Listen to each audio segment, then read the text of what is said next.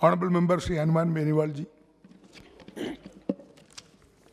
सभापति महोदय, जम्मू कश्मीर बजट पर आज बहस चल रही है। जम्मू कश्मीर का नाम जब जहन में आता है तो दो चित्र उभर कर आते हैं, एक जिसमें हिंदुस्तान का स्वर्ग और दूसरा खून खराबा।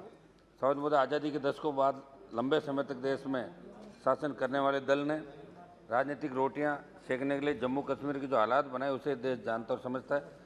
सरकार ये कह रही है कि जम्मू कश्मीर में सतह पर विकास को बढ़ावा देने की सरकार ने कई कदम उठाए। सभापति महोदय, केंद्र की वर्तमान सरकार ने अपने 7 वर्षों के शासनकाल में सबसे अच्छा कार्य जो किया, जम्मू कश्मीर के लिए विशेष रूप से बनाई गई धारा 370 तथा अनुच्छेद 35A के प्रावधानों को निरस्त करके किया।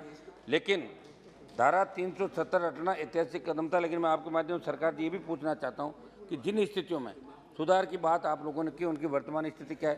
सभापति, स्कूलों का ढांचा विकसित करने, स्वास्थ्य सेवाओं में बेहतरी के लिए सरकार को अभी और कार्य वहाँ करने की जरूरत है। बादल फटने की सबसे ज़्यादा घटनाएं जम्मू कश्मीर इस इलाके के अंदर होती है, तो इसके लिए डोपलर ये रेंजर लगाने की वहाँ आवश्यकता है। सभापति महोदय, जम्मू कश्मीर के युवाओं को स्थायी रोजगार कैसे मिले, उसके लिए निर्धारित पॉलिसी लाने की जरूरत है।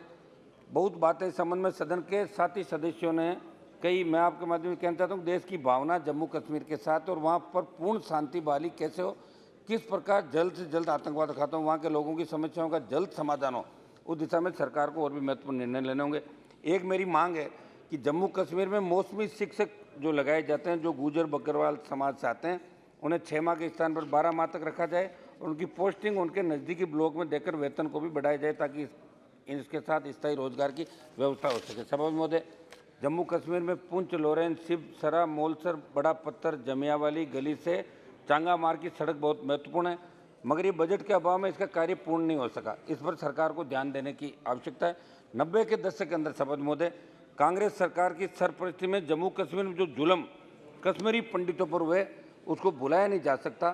किस प्रकार कांग्रेस पार्टी ने अपने वोट बैंक को खुश करने के लिए पंडितों पर जुल्म होने दिए, तब इनकी आवाज़ तक नहीं आई, और आज जब धारा 370 हटाई तब इनके पेट में दर्द होना शुरू हो गया। पूरा देश जानता है कि देश के विरोध में लोगों को भड़काने वाले नेताओं को किसने सुरक्षा दी, वो कौन लोग थे जो जम्मू कश्मीर की जनता के लिए भेजा जाने वाला बजट बांट कर हजम कर जाते थे। स्वर्ग जैसे कश्मीर में क्या हालात बना दी गई, कांग्रेस की बात भूलनी नहीं चाहिए। समझ मुझे, मैं एक मांग ये करूँगा कि अभी एक पिक्चर आई है कश्मीर फाइल, तो मेरा निवेदन है कि इसको पूरे देश के अंदर टैक्स फ्री करके हर व्यक्ति इसको देख सके, गरीब से गरीब आदमी ये करना चाहिए। जम्मू और कश्मीर राज्य में अनुसूचित जनजातियों के अधिकारों के लिए वनाधिकार कानून 2006 को लागू करने के लिए आंदोलन चल रहा है। राज्य के आदिवासियों में करीब आधे खानाबदोश है। राज्य में 12 अनुसूचित जनजातियाँ, इसमें से 8 लद्दाख और बाकी के 4 कश्मीर जम्मू क्षेत्र में।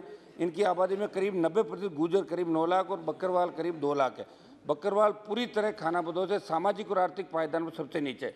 सालों से उनका अस्तित्व के साथ नव संकट मंडरा रहा है।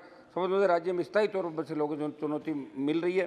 साथ ही साथ उनका अस्तित्व के लिए जरूरी चारागाह भी साल दर साल तेजी से कम हो रहे हैं। कृषि मंत्रालय, कृषि एवं सहभागिता विभाग के आर्थिक एवं सांख्यिकी निर्देश आंकड़ों के अनुसार इस शताब्दी की शुरुआत से 14-15 के बीच राज्य 11,000 हेक्टेयर चारागाह खो चुका है।